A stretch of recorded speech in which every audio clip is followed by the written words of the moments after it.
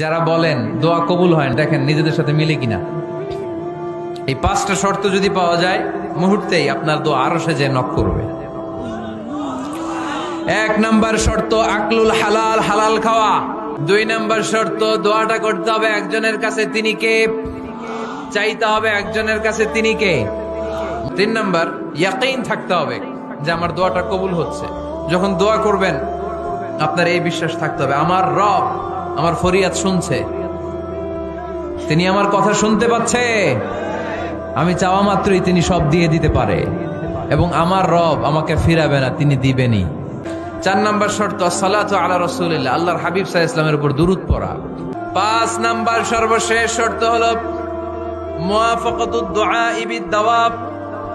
শুধু দোয়ায় কাজ হয় না, দোয়ার সাথে মাঝে মাঝে দাওয়ারও দরকার আছে না নাই? দোয়াও লাগবে, দাওয়াও লাগবে, ঠিক কিনা?